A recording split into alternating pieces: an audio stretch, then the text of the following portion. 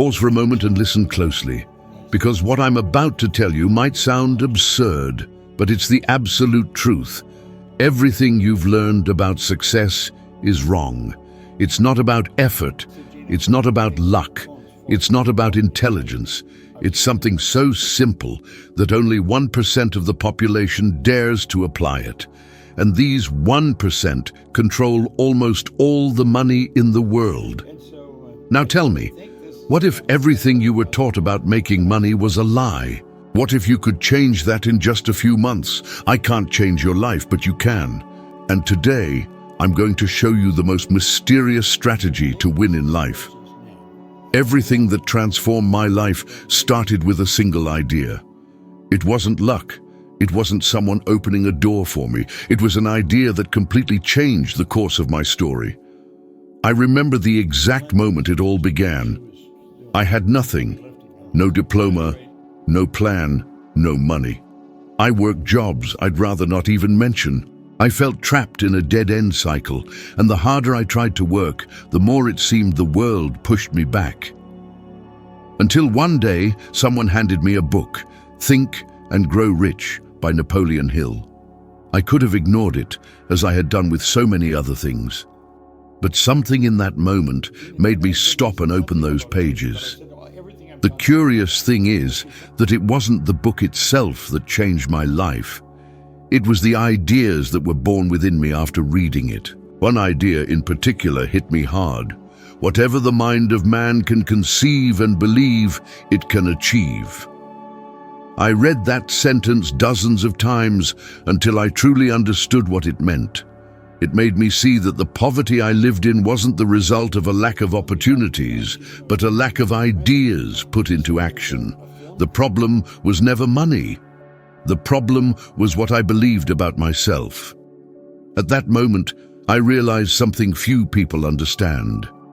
True wealth begins with a mental image. Everything that exists in the world started as an idea in someone's mind. The airplane, the computer, the light bulb, the skyscraper, all started with someone daring to think differently. So I asked myself, what's stopping me from doing the same? And the answer was simple, nothing but my own thoughts. I started small, and when I say small, I really mean it. My first job after reading that book was cleaning an office floor for $30 a month. $30. I could have laughed at it, I could have given up and said nothing had changed, but something inside me told me, this is the beginning, this is the seed. And I treated that seed as if it were $1 million. I cleaned that floor as if I were polishing the marble in a palace.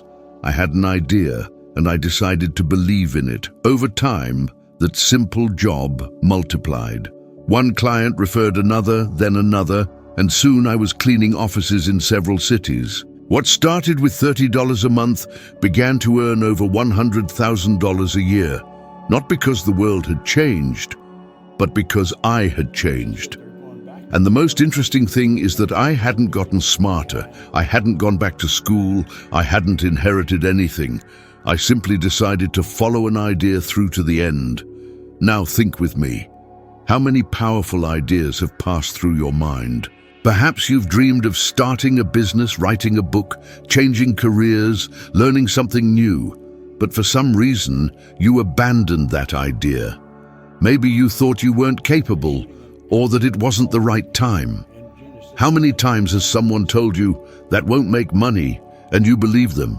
How many times have you convinced yourself that you didn't have time or that it was too late? The truth is, you're not stuck because of a lack of money. You're stuck because of a lack of decision. The decision to act on an idea that vibrates within you. And this is where almost everyone gets lost. People wait to have everything figured out before they start, but the secret is the opposite. You start, and the path reveals itself as you go. When I started, I knew nothing about business. I didn't have a plan, but I had a belief. If I kept that idea alive, it would guide me to the result. And that's exactly what happened. Because ideas are like seeds. They don't need to look big. They need to be watered with faith, focus, and action. I want you to understand this with absolute clarity. You've already had ideas that could change your life. But if you abandoned them, it was because you let doubt speak louder, and doubt is an expert at disguising the fear of failure as prudence. You tell yourself, "I'll wait for the right moment," but the right moment never comes. It's created when you decide to act. Think for a second about all the great names in history. None of them started with everything handed to them. Steve Jobs, for example, started with an idea in a garage. Walt Disney was fired because they said he lacked creativity. Oprah Winfrey was told she'd never make it on TV. What did these people have in common? They didn't let the idea die. They protected the idea until it became a reality. Now tell me honestly, how many times have you had an idea and buried it because it seemed too big? Because you thought you didn't have enough resources, contacts, time, or knowledge? What you didn't realize is that these justifications are just fear in disguise. They are the invisible chains that keep you stuck in the same place. I learned that the difference between those who win and those who keep dreaming is simple. The winner brings the idea to life. They write, visualize, talk about it, act. They don't need to know how it will happen, they just need to believe it will. And sooner or later the universe starts to respond. Opportunities arise, the right people appear, paths open up. You don't need a perfect plan. You need an unwavering commitment to an idea that moves you. The secret isn't in having certainty. It's in having enough faith to start, even without any certainty at all. Grab a piece of paper right now. Write down that idea you're afraid to put out there. The one you've kept to yourself for years, thinking you're not ready yet. Write it down in detail. Imagine what your life would be like if that idea became real. See yourself living that reality. Breathe it in. Because everything that exists started exactly like that, with someone having the courage to write down the first step of a dream. And when you do that, something will change inside you. It might seem small, almost imperceptible, but it's real. It's the beginning of your new cycle. From this moment on, you're no longer waiting for a miracle. You're creating your own. Ideas are the raw material of abundance. They are the link between the invisible and the real. And I guarantee you, if you protect an idea with the same strength you protect your fears, it will flourish. Because the universe doesn't reward those who dream, it rewards those who act. And all you need to start is a single idea. For many years, I believed a lie. A lie so profound and well told that it seemed like an absolute truth. I grew up hearing that to be successful, you had to be the smartest person in the room, have the best diplomas, work hard to your limit, and hope that one day the effort would be rewarded. I truly believed that. But do you know what's most cruel about that belief? It makes you spend your entire life feeling insufficient, believing that something is missing in you to achieve the success you desire. I used to believe that success was a matter of intelligence. But when I started observing the world with more attentive eyes, I noticed something that completely intrigued me. I met brilliant people, educated at the best universities, with extraordinary intellectual capacity, and yet they were riddled with debt, working jobs they hated, frustrated and exhausted. On the other hand, I found people who barely finished high school and who lived with abundance, prosperity, and freedom. This deeply confused me. How could that be possible? If success depended on intelligence, why were so many intelligent people living unhappy and without money? There's an abysmal difference between knowing this intellectually and truly understanding it emotionally. It's easy to hear someone say, thought creates reality, but it's another thing entirely to live as if that were true.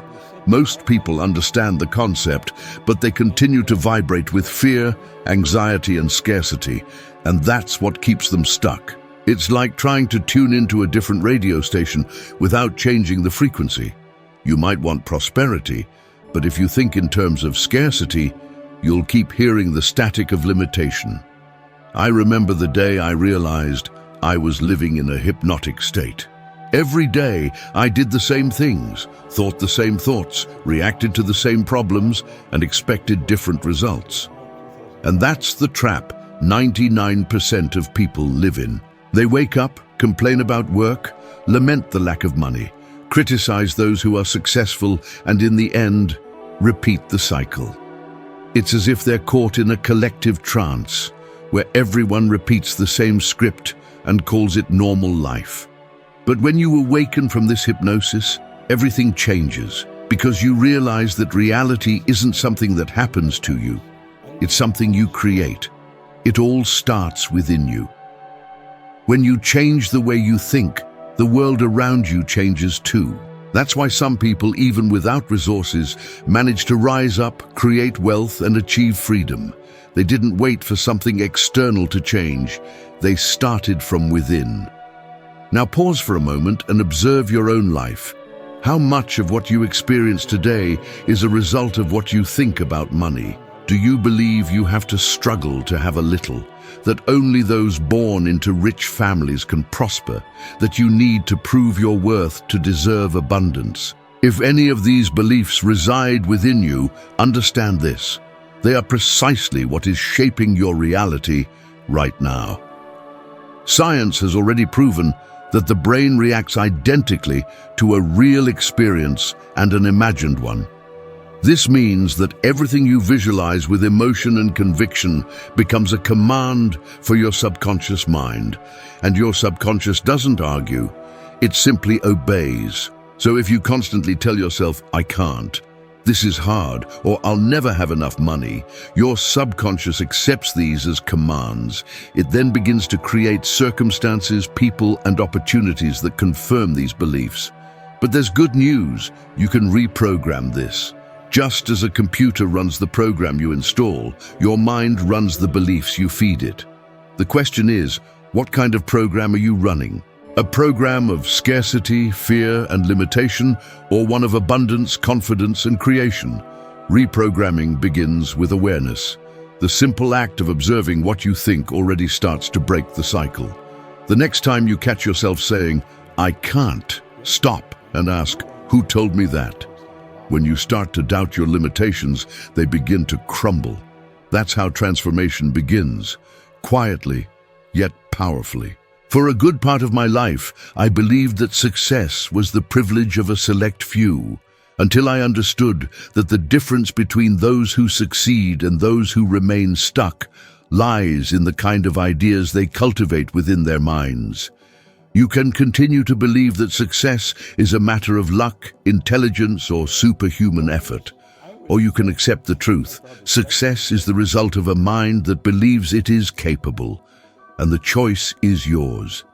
It always has been. You can continue to repeat the beliefs you inherited, living a predictable and limited life, or you can become the conscious creator of your reality. Because what separates you from the life you desire isn't a lack of intelligence, nor a lack of opportunities. It's merely a belief that hasn't yet been questioned. So ask yourself now, what do I believe about success, about money, about myself? That might not be true. That question by itself has the power to change everything. Because the moment you start to question what you believe is the moment you begin to liberate yourself. I remember with clarity the day everything within me changed. I was sitting at the back of a large auditorium watching a man on stage named Bill Guff. He didn't just speak, he commanded everyone's attention. Every word he uttered seemed to penetrate deep into people's souls. And there, seated among the crowd, I thought, if only I could speak like him. If I had that confidence, my life would be completely different.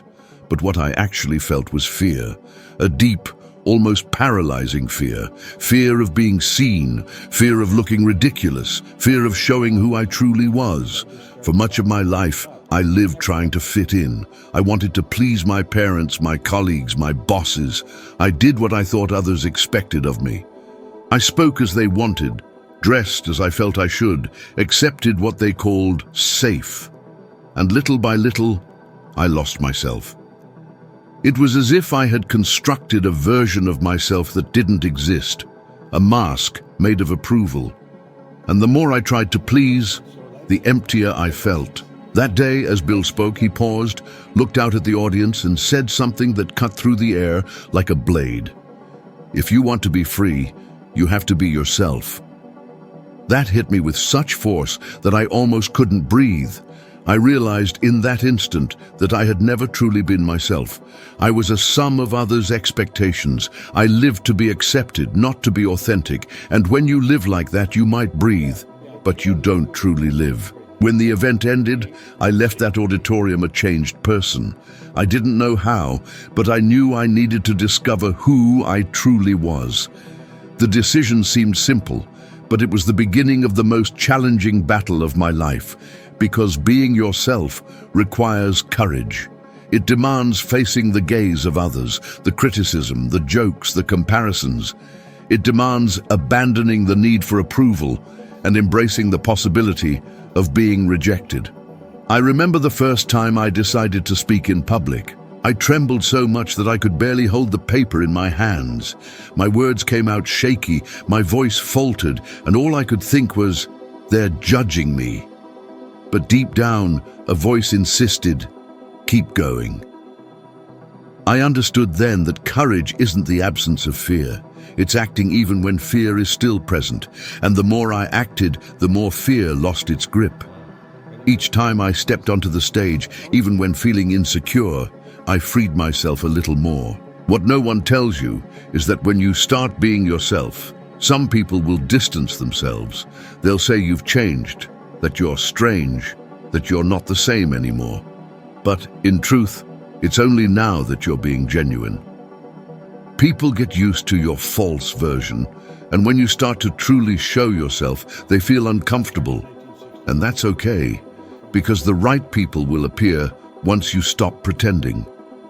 For many years, I lived trying to be small so as not to bother anyone. I avoided drawing attention, avoided expressing my opinion, avoided dreaming big. I thought this made me humble, but in reality, it made me invisible. When you hide, the world can't see you, and the universe doesn't reward those who hide. It responds to authenticity. Being yourself is an act of power. When you stop trying to fit in, something magical happens. Life begins to fit around you. The right opportunities emerge, the right connections appear, and everything flows naturally. Because you are finally vibrating at the frequency of truth. The energy of falsehood repels, but the energy of authenticity attracts. I learned this in practice. In the beginning, when I started giving talks, I tried to imitate other great speakers. I observed the way they spoke, their tone, their pauses, even their gestures. And for a while, I thought it was the right path. But I realized that when I did that, people listened, but they didn't connect. It was as if something was missing. And it was. What was missing was me. The day I decided to stop imitating and started speaking in my own way, with my own words, with my own emotion, everything changed. The audience's reaction was completely different. They were no longer just listening, they were feeling. And that's when I understood that authenticity resonates more than any technique. Perhaps you are stuck in this same pattern. Perhaps you live trying to fit into the mold created for you. The professional they expect you to be, the ideal partner, the perfect child, the exemplary employee. And deep down, you feel something is missing. That emptiness is the absence of you. Because while you live to please the world, you abandon your own soul. Think for a moment, how many decisions have you made in life out of fear of what others would think? How many times have you stopped trying something new because someone called you crazy? How many times have you disguised your dreams just so you wouldn't seem different? This comes at a price, a high price. Each time you deny who you are, you weaken your inner light a little more. To be authentic is an act of faith. It is to tell the universe, I trust that by being myself, I will be enough. And believe me, you are. But no one will convince you of this. You need to discover it for yourself. And the only way to discover it is to allow yourself to be who you are, without masks, without fear, without excuses. I learned that freedom isn't doing whatever you want. Freedom is being able to be who you truly are, without asking for permission. It's living according to your truth, not according to others' expectations. And ironically, when you do that, doors begin to open. The universe doesn't respond to perfection, it responds to authenticity. I remember the moment I stepped onto the stage for the first time, without a script, without rehearsal, just with the intention of speaking from the heart. For the first time, I wasn't trying to impress anyone. I just wanted to share something true. And when I finished, the audience rose to their feet, not because of eloquence, not because of performance, but because of the truth. People recognize when something comes from the soul. Today, I understand that the greatest success of my life wasn't the money I earned, nor the books I published, nor the packed lectures. It was discovering who I truly am. Because when you are yourself, nothing can stop you. And perhaps that's what's missing in your life right now. Perhaps you're trapped in a version of yourself that the world created. And if that's the case, know that there's still time to break free. Don't wait for a perfect moment. It doesn't exist. Start today. Take a small step in the direction of your truth. Speak what you feel, express what you think, dare to show who you are. Ultimately, the fear of being judged never truly disappears. But the regret of not having lived as your true self, that truly lasts forever. Choose freedom. Choose truth. Choose to be you, because that is the greatest power there is. For a long time, I lived a prisoner of something no one could see. It was an invisible prison, built not of bars or walls, but of doubts. Doubt was the cruelest jailer I had ever faced. It made me believe that I wasn't good enough, that I didn't have what it took, that I should wait a little longer before trying. I would tell myself, when I'm ready, I'll start. But the truth is, that day never came. Because doubt has a devastating power. It always creates a logical reason for you to postpone what truly matters. How many times have you failed to try something because you thought you weren't ready? How many ideas have you shelved out of fear of failure? How many opportunities have you let pass by because you doubted yourself? Pause for a moment and reflect on this. Because every time you give in to doubt, you feed the very enemy that stops you from growing. Doubt is a thief. It steals your dreams, your opportunities, your freedom, but like any thief, it only acts when you let it in. And the worst part is, it gets in easily because it speaks in your own voice. It whispers, what if it goes wrong? What if I fail? What if they laugh at me? These questions sound so reasonable that you believe them. And before you know it, doubt has convinced you to give up before you've even tried. But I discovered something powerful. The very questions that paralyze you can set you free if you just reframe them. Instead of asking, what if it goes wrong? Ask, what if it goes right? Instead of thinking, what if I fail? Ask, what if I learn something that makes me stronger? Instead of, what if they laugh at me? Ask, what if I inspire someone else to try too?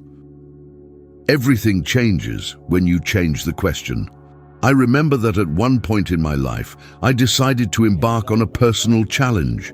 I gave myself 7 days to do something I had been putting off for months. It was a conversation I needed to have, but always avoided.